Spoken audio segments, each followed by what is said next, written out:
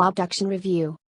The opening few minutes of Obduction, a new puzzle adventure game from the makers of Myst, are essentially a lie for all intents and purposes. A deep, crackling female voice narrates the events unfolding in front of your eyes, adding background and depth to the stunning nighttime visuals. It seems like an eerie version of Firewatch, including unceasing lightning and an alien object that freezes you in your position, while dissolving the world before you into out-of-focus fireflies. It's an enchanting moment, one that serves as the perfect hook for a game that's all about mysterious happenings. But 9 hours into Obduction, as we hit another roadblock while figuring the way back, the memories of that voice have faded into oblivion. It doesn't happen all of a sudden though, but a gradual drop-off that reinforces the alienating and lonely nature of Cyan's latest puzzle outing. If you were hoping for something like Firewatch meets sci-fi, you'll need to look elsewhere.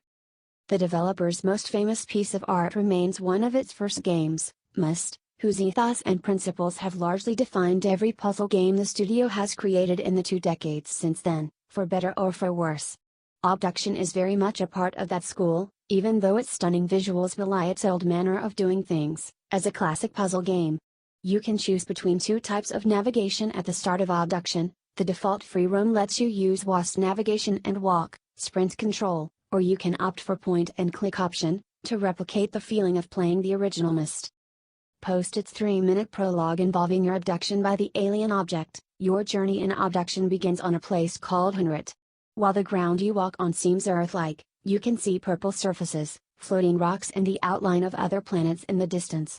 Talking holograms emerge out of obtuse double-coned crystals all over the deserted town, offering tidbits about the history and functions of different locations.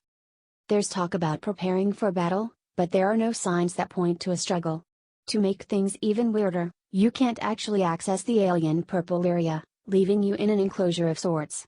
It's only when you dig deeper that Obduction reveals Narrates' past as a suburban Arizona mining town in 1903, scooped and transported over to a foreign land, displaced in space and time and kept enclosed in a dome that at first sounds a bit influenced by Stephen King's novel Under the Dome.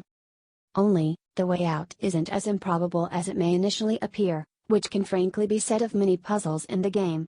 Obduction is influenced by its elder brother Myst in more ways than one. Quite a chunk of information is conveyed via sheets of paper, thereby pushing the voice-led beginnings even further, and it's made up of 3 interconnected worlds that contribute to overall complexity.